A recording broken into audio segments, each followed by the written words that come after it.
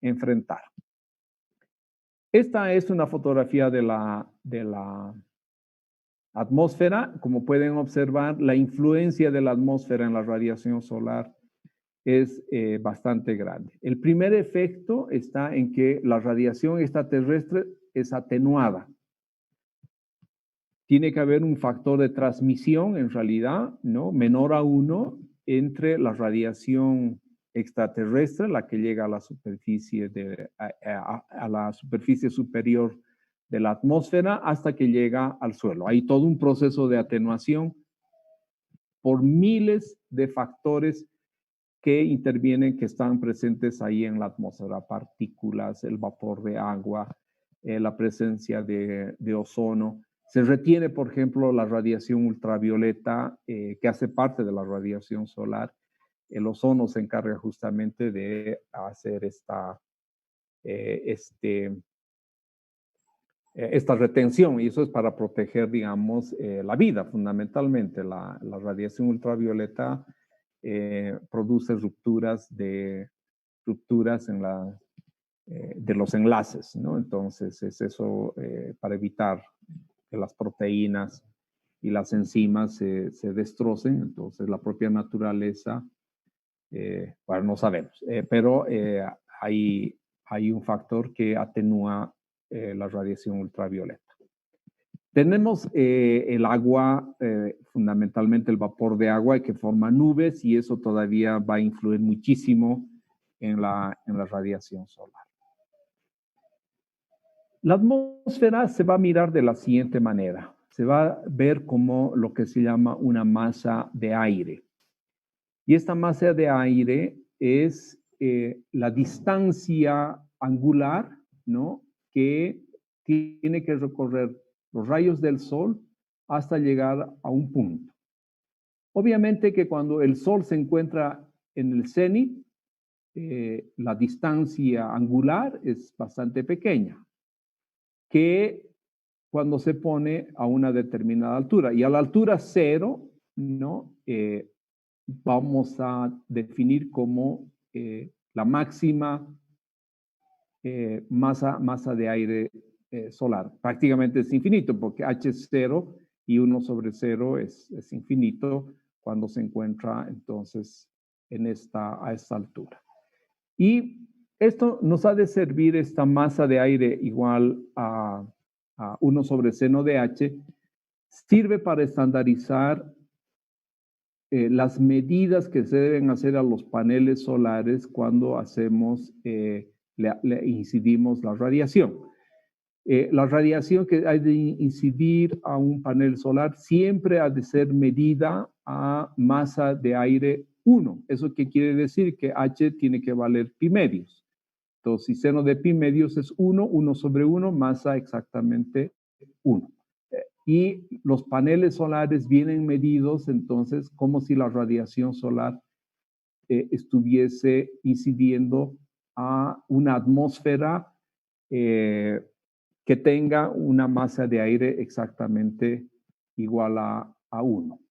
Esta es una de las primeras características de la atmósfera misma, ¿no?, que tengo para que todos los paneles solares, cuando yo los compre y los pueda comparar, los comparo siempre a una masa de aire igual a 1, que quiere decir que caen verticalmente la radiación solar sobre ese panel.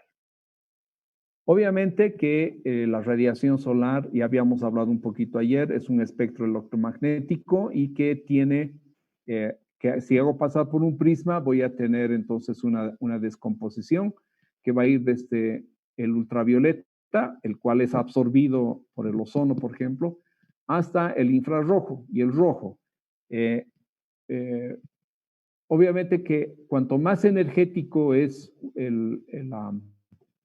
la radiación solar, es decir, los ultravioletas, violetas y azules son los más energéticos, ¿no?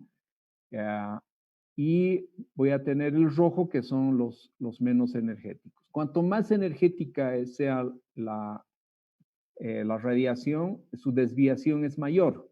Y si su desviación es mayor, es por eso que vemos el cielo completamente azul, porque son los rayos que son más desviados.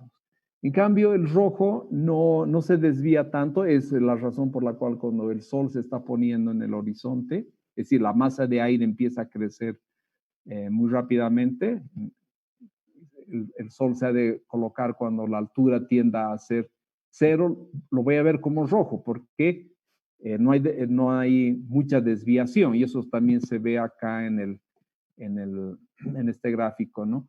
Cuando incide por la ley de Snell, ¿no? Acá tengo yo una trayectoria cortita, en cambio acá voy a tener una trayectoria más larga. Para que ambos salgan al mismo tiempo, estos tienen que ser más energéticos que estos de acá, ¿no? Y es la razón por la cual el rojo no se dispersa tanto como el azul. Y estos fenómenos entonces van a pasar en la atmósfera.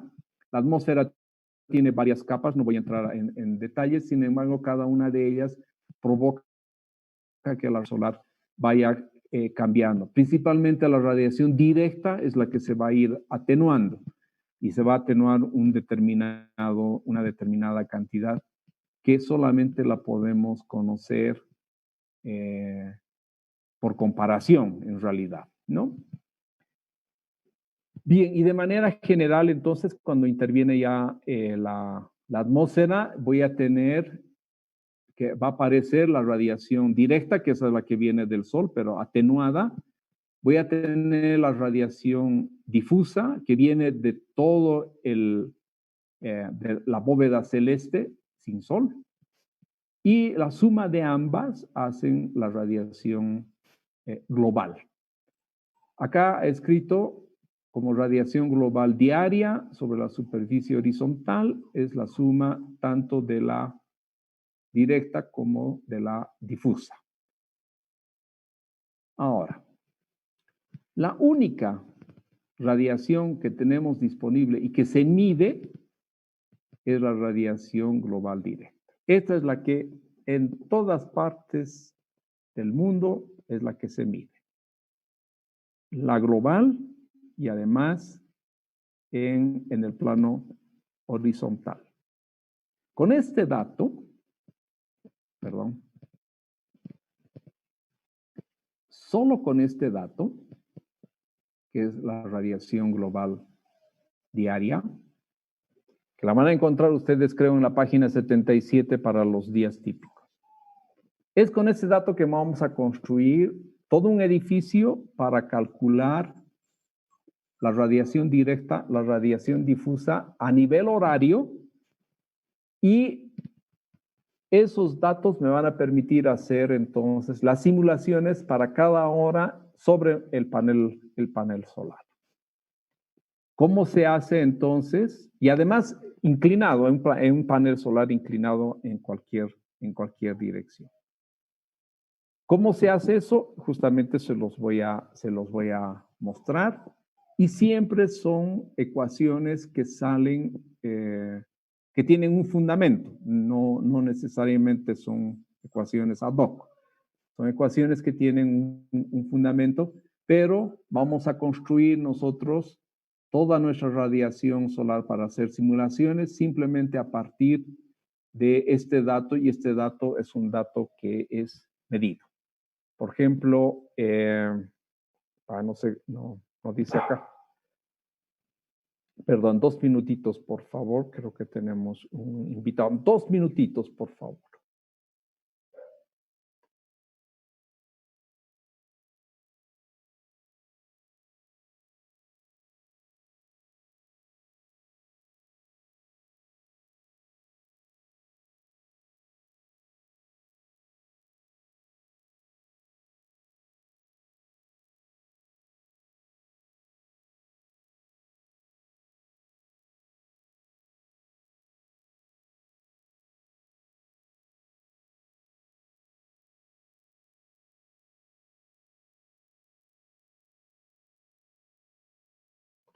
Perdón, mil disculpas.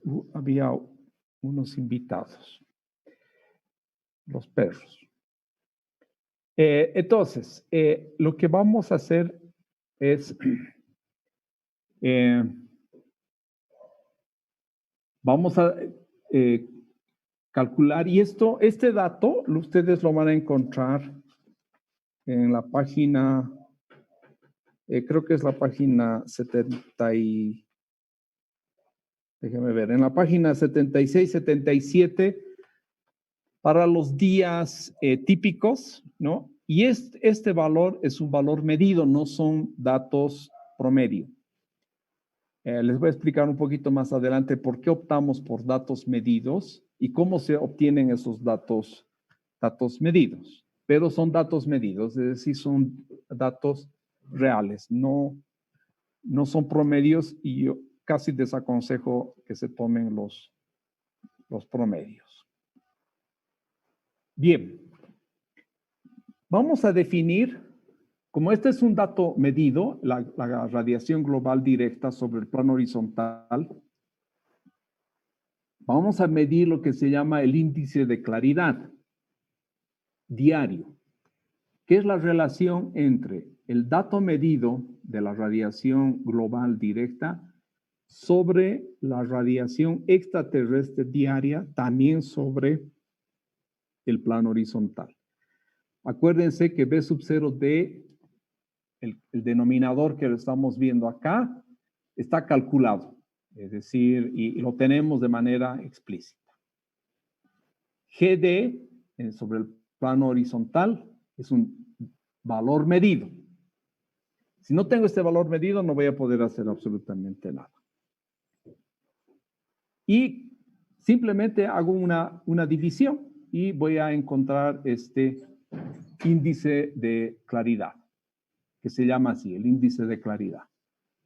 Fíjense que simplemente es la relación que existe entre la radiación que llega a la superficie sobre la radiación extraterrestre, que está afuera, ¿no? Esa es la relación. Podríamos decir de la siguiente manera, el B sub 0D, podríamos decir que son los 1367 vatios que llegan, pero el GD son 600 o 500, no sé cuánto llegará, tiene que llegar menos obviamente por la substitución, y KTD es un número que es menor a 1. Bien, ¿qué se hace? ¿De dónde puedo obtener GD? Está sobre la superficie. Una manera es en esta dirección que corresponde a la NASA. La NASA ha ido midiendo durante más de 20, 25 años alrededor del mundo la radiación global directa. Y ustedes la pueden obtener para los 365 días de cualquier año. Pueden bajarse todos los años. Yo no les voy a aconsejar que hagan un promedio, pero se pueden bajar. Les voy a explicar qué es lo que se puede hacer. Y lo que ya habíamos mencionado, esto es una integral, si se acuerdan, ¿no? Es la constante solar con la corrección y la integral sobre el amanecer hasta el atardecer. Entonces, esto está completamente definido. También puedo tener la misma situación para la radiación horaria. Esta vez G horario de la radiación global la vamos a obtener, ya no es medido. Y el denominador sí es un valor que lo tenemos calculado, es la integral simplemente E de hora a hora. Bien, con estos instrumentos, ¿qué se hace? ¿Cómo aplicamos el índice de claridad? Antes, perdón, quería mostrarles, no sé qué se me ha hecho, el por qué necesitamos datos medidos, no datos promedio. Déjeme ver, acá está. Lo había tenido acá. Bien, ¿por qué tenemos que utilizar los datos medidos? Porque son los datos reales, es decir, un dato promedio no es un dato real. Imaginemos lo siguiente. Supongamos que tenemos 3 datos, ¿no? De cualquier parámetro que se pueda medir, puede ser la temperatura, la lluvia, puede ser la radiación solar, cualquier dato meterlo, el viento, que estamos midiendo, siempre al mismo momento, en el mismo instante, sucesivamente.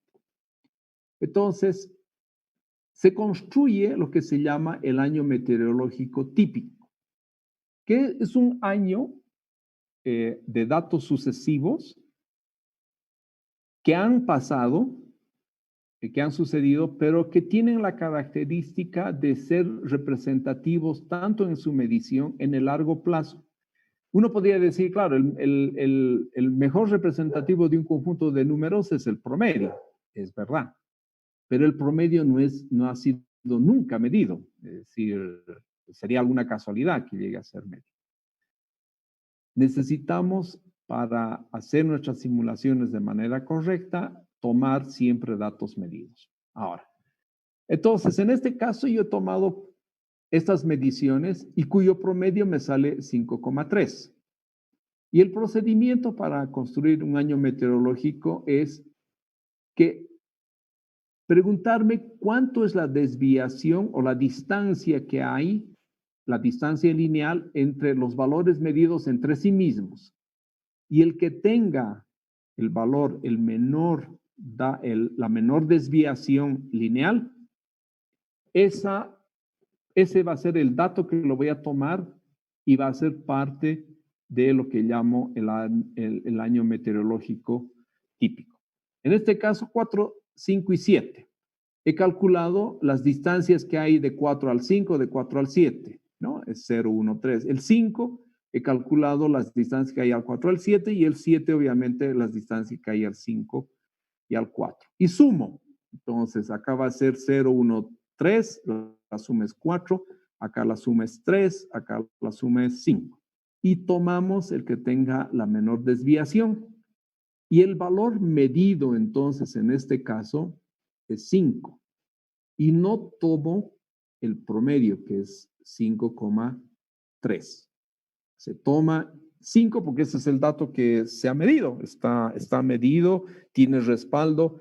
Ahora alguien me puede decir, pero si tu instrumento no estaba calibrado, es responsabilidad de los que hacen las mediciones. Pero confiamos en que están calibrados y son buenos los datos que se tienen. Entonces, no se son los promedios, se toma los medidos y cuál de un conjunto de mediciones que se hacen en años sucesivos, tomo aquel dato que tenga la menor desviación lineal respecto de los otros datos y asumo como la medición para esa hora o para ese día.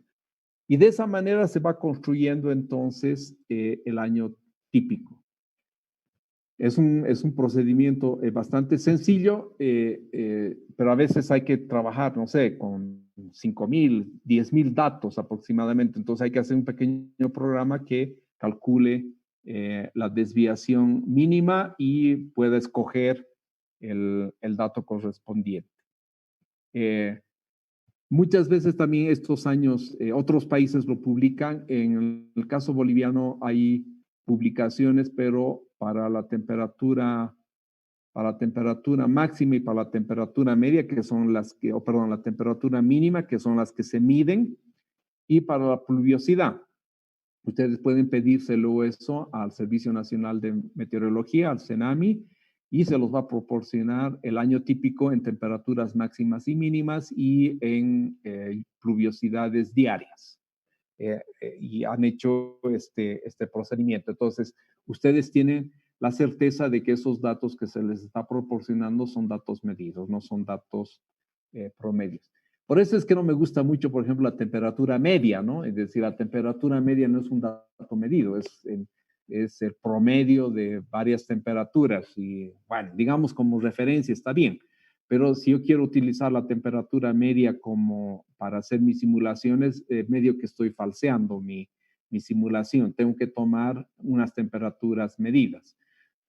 Otra cosa que puedo hacer también es tomar las temperaturas a cada hora, ¿no? Esa es otra manera. Cuesta caro medir las temperaturas a cada hora. Es muy barato tomar la máxima y la mínima y sobre eso hacer un modelo, digamos, ¿no? que se pueda medir. Lo mismo pasa con la radiación solar. La radiación solar tomada cada minuto, cada hora se la puede hacer. Necesito una memoria, necesito una computadora, necesito un medidor de radiación, hacer mantenimiento y me cuesta caro. Prefiero hacerlo un integrado de todo el día y memoria me ocupa muchísimo menos. Ya, pero bueno, es tema de practicidad, digamos. Pero no son datos promedios, ¿de acuerdo? Son datos medidos. Y estos datos ustedes los van a encontrar.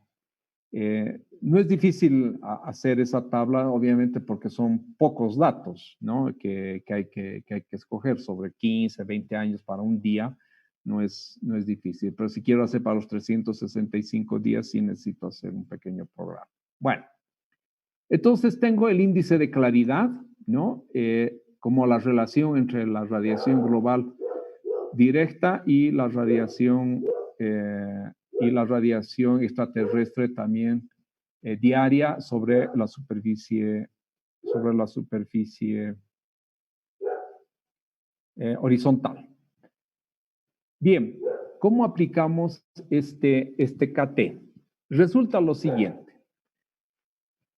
Resulta que esta es la definición de KT, del índice de claridad que acabamos de ver, pero hay una correlación, y esto es debido a los señores Collares, Pereira y Ral, que el año 79 establecen la siguiente relación, que entre la radiación difusa y la radiación global, ambas diarias sobre el plano superficial, es una función del índice de claridad.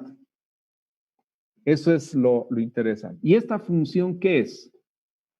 Es una función que está hecha por tramos. Si el KTD es menor a 0,17, es decir, la radiación global es 17% de la radiación extraterrestre, la radiación difusa sobre la radiación global es el 99%, 0,99.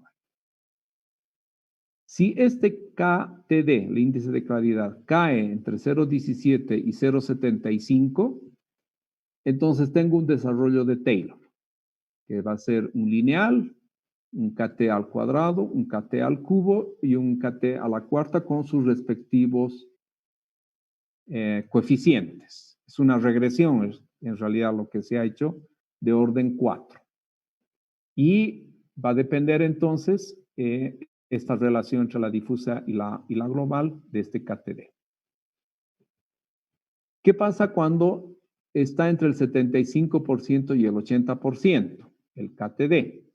Es una relación lineal, nada más. La difusa sobre la global varía según este valor. Y finalmente, si el índice de claridad es mayor al 80%, la difusa sobre la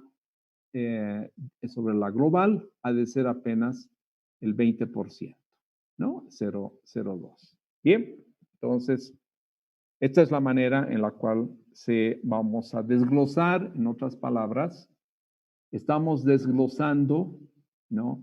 La radiación global, la voy a desglosar en una de sus componentes, que es la radiación difusa.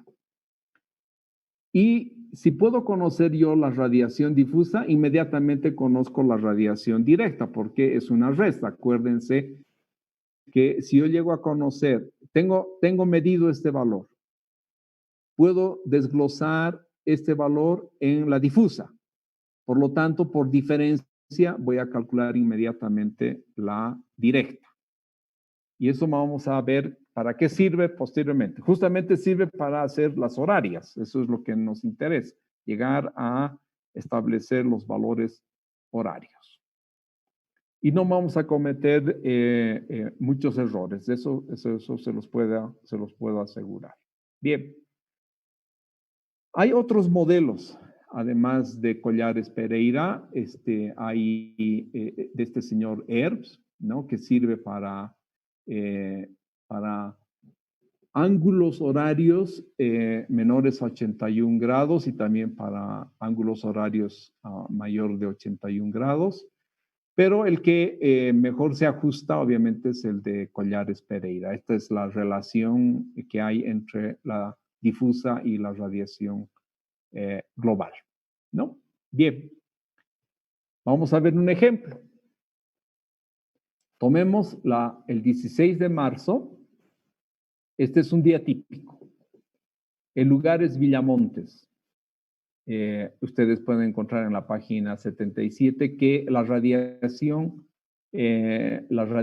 diaria sobre la superficie horizontal es 4,56 kilovatios hora por metro cuadrado. Está en la página 77. Que la radiación extraterrestre diaria sobre la superficie horizontal es 10,1 kilovatios por metro cuadrado. Esto es un dato que se saca matemáticamente. Por lo tanto, el KTD, es decir, el índice de claridad, va a ser 4,56 sobre 10,1, es decir, 0,45, que quiere decir que la global es 45% de la extraterrestre. Fíjense cómo se ha atenuado, ¿no? A la superficie terrestre solamente le llega a 4,5 cuando la radiación extraterrestre vale 10,1. Entonces tiene una atenuación del 45%. Me fijo este KTD, si vemos acá, es 0,45. Entonces, ¿qué porción le ha de corresponder? Si es 0,45, no cumple con esta condición. 0,45 es más grande que 0,17. Tampoco cumple con esta condición porque KTD es 0,45, no está entre 75 y 0,80 y tampoco es mayor a 0,80. Entonces, 3 están descartadas. Quiere decir que KTD obedece a esta regla y por lo tanto la relación entre la difusa y lo global va a corresponder a esta ecuación. Bien, y eso es lo que hacemos. Entonces, si corresponde a esta ecuación, lo único que hago es sustituir el valor de KTD en cada una de estas expresiones. Entonces, acá yo tengo 1.188. Esta coma siempre es decimal. En el libro, las comas son decimales y los puntos son miles en la convención universal. Los chinos, cuando han introducido las máquinas de calcular, han hecho todo al revés. Nunca he entendido por qué. Pero las comas es decimales. Entonces, voy a tener 1,118 menos el valor siguiente, 2.72 KTD, KTD al cuadrado, KTD al cubo y KTD a la cuarta. Sustituyo estos valores, que se los puede ver acá, 0,45 por cada uno de los valores, y la relación me da 0,69, que quiere decir que la difusa es el 69% de la global. Eso quiere decir que tiene bien poquita directa, y eso lo vamos a ver. Entonces, lo único que hago es la radiación global sobre el plano horizontal es 4,56, que es lo que hemos encontrado en la página 77. Multiplico por el 0,69 y voy a tener 3.14 kilovatios hora por metro cuadrado. Esa es la difusa. Y por diferencia, ¿no? Voy a tener la directa. Entonces, la directa es la diferencia entre la global menos la difusa, y eso me sale 1,41. Tengo entonces ahora desglosada la radiación directa en la radiación, la radiación global la tengo desglosada en la radiación difusa y en la radiación directa, y todas ellas sobre el plano horizontal. Este es el primer paso que damos para ir construyendo. Todavía no hemos llegado a la horaria y ahorita se los voy a mostrar cómo llegamos. Pero lo más importante es que la radiación global, que es la única que he medido, puedo conocer, apoyándome en la radiación extraterrestre, puedo conocer entonces la difusa y la directa. Y no estoy cometiendo ningún error, ni estoy cometiendo desviaciones en mis apreciaciones, porque esto sale Estas ecuaciones, la de Collares, Pereira y Raps, sale de miles de estaciones y de miles de datos meteorológicos de la radiación. Y es por eso que todos, absolutamente todos los que trabajamos en energía solar, adoptamos estas ecuaciones para hacer nuestros cálculos. Bueno, ya lo tengo desglosado y lo único que me queda ahora es llevar a que sean horarias. Y eso no debe ser muy complicado. Si yo una radiación, una energía, la tengo en el día, ¿por qué no podría tenerla en horaria? Simplemente es otra vez un tema geométrico. Y eso es lo que vamos a hacer a continuación. Un poco entonces, resumiendo, la radiación global, por definición, es la suma de la directa más la difusa sobre los planos horizontales. La radiación global está medida, siempre. La podemos encontrar para cualquier lugar del planeta. Hay harta información sobre la radiación global. Una vez que yo la he podido calcular, desglosar en sus diferentes componentes, voy a tener entonces las posibilidades de poder hacer más cosas con la radiación solar. Y simplemente me acuerdo, ¿no? Si tengo la global, tengo inmediatamente la difusa a través del índice de claridad. Y si tengo la difusa y la global, inmediatamente tengo la directa. Entonces, tengo las tres radiaciones perfectamente y bien determinadas. Acá tengo unos ejemplos. El caso de Villa Tunari, por ejemplo. Villa Tunari es una región que tiene muchísima pluviosidad y por eso la que predomina es la radiación difusa, la que está punteada.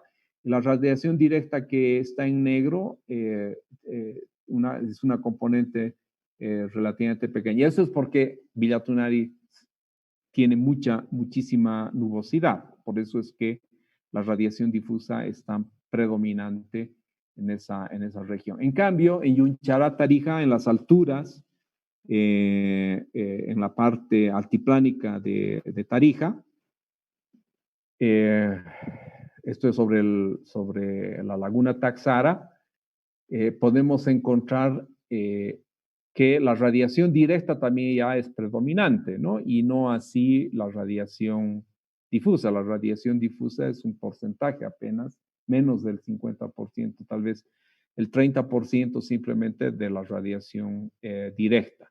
La misma situación es segurísimo que encontramos en Uyuni, por ejemplo, ¿no? En Uyuni hay una fuerte componente de la radiación directa y muy baja de la radiación difusa. Bien. Sí, bueno, acabamos de ver el año meteorológico. Y esto es lo que ustedes van a encontrar en la página 76 y 77, esta tabla, para los días típicos, pero estos datos que les estoy presentando son datos medidos. Buena parte han salido de los datos medidos de la NASA. No es difícil hacer un año meteorológico con pocos datos, ¿no? Pero si hacemos para todos los días, si construimos realmente un año meteorológico para todos los días y para todas las horas, que sería el ideal, necesitamos hacer un pequeño programa y finalmente no es difícil.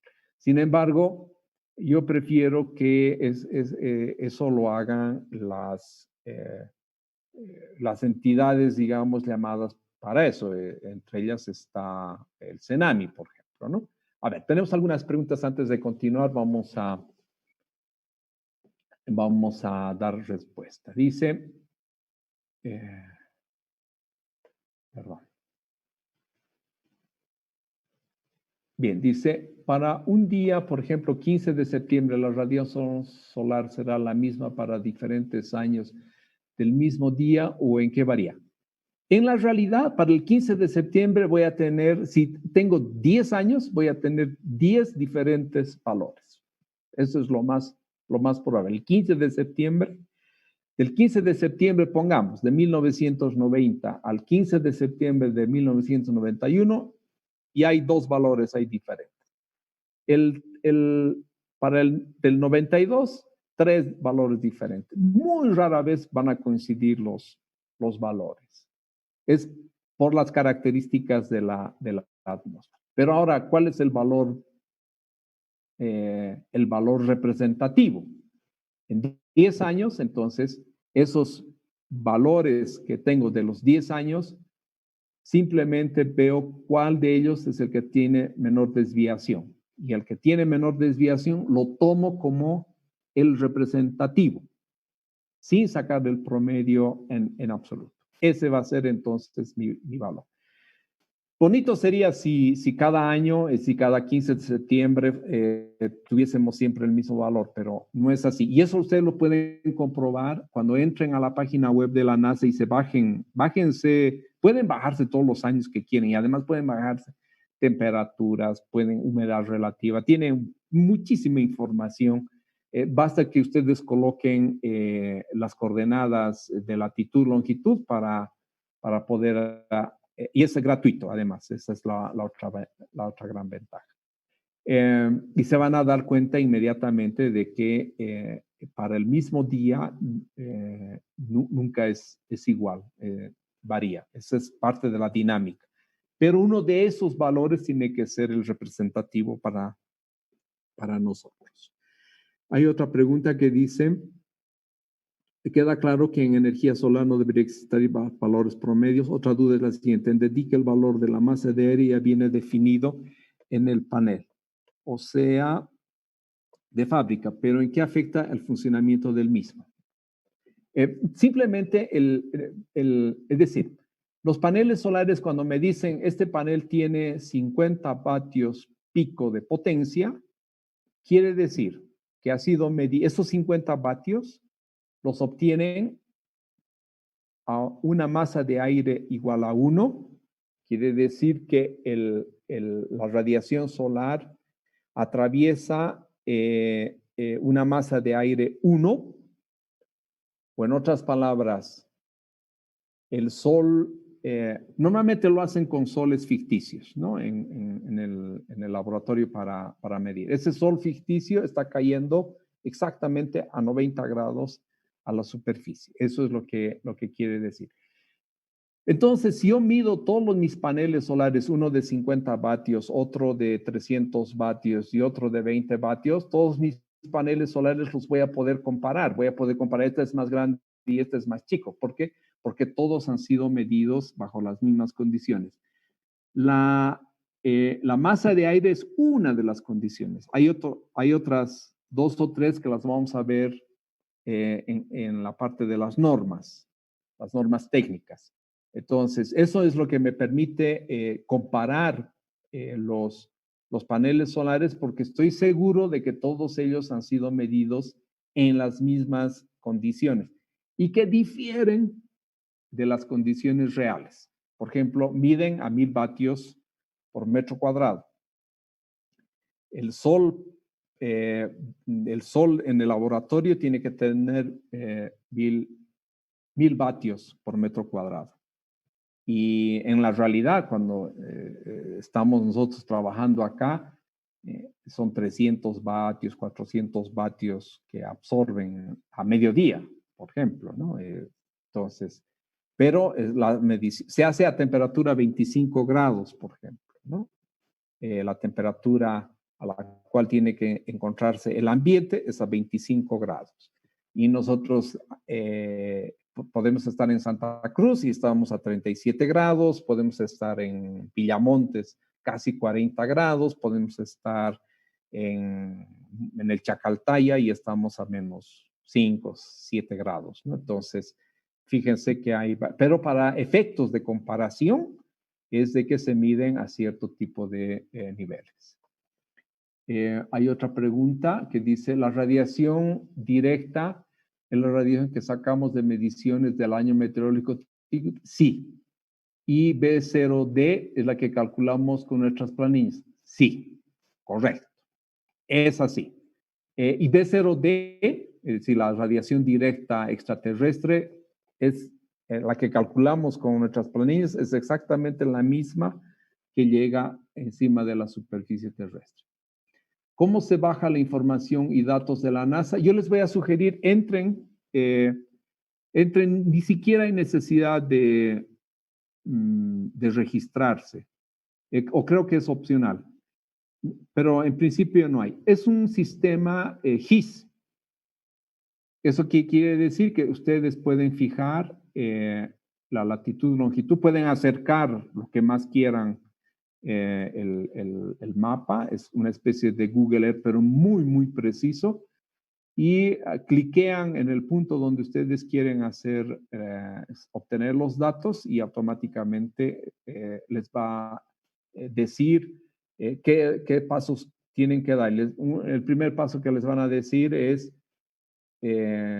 cliquee los datos que quieren, ¿no? Entonces, ustedes pondrán radiación solar diaria, pueden poner la radiación solar extraterrestre, pueden también prácticamente el KT solicitarlo y ustedes hagan la comparación y van a ver que es exactamente, sobre todo la radiación solar extraterrestre es la misma que si la hacemos calculando. Y pueden pedir las temperaturas. Yo les sugiero poner las temperaturas máximas y mínimas porque eso va a entrar en el modelo. Humedad relativa, hay otros datos más que... pero explórenlo, no hay necesidad, son completamente gratuitos y no hay necesidad de registrarse en esa página web. Está en la versión anterior que les he mandado del PowerPoint, creo que está. Y si no está, está en esta versión que ya también ha sido cargada al sistema. Bien, son las 9:30, ya no los quiero, porque mañana todavía un poco los voy a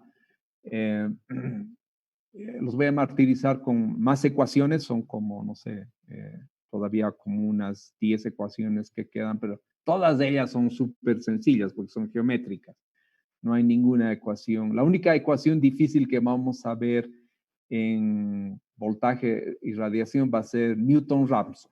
Acuérdense de ecuaciones diferenciales y de cómo se resuelven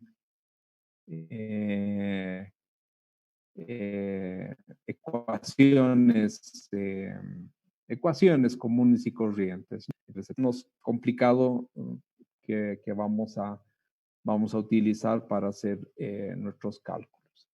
No sé si tienen algunas otras preguntas que quisieran poner en el chat y acá entonces podríamos parar para continuar mañana y el día viernes. No se olviden, por favor, revisen la tarea que les he dado. Si tienen dificultades, escríbanme al WhatsApp, pregunten y así todo el mundo además va a saber cuál es la pregunta y cuál es la respuesta. Es la gran ventaja del WhatsApp.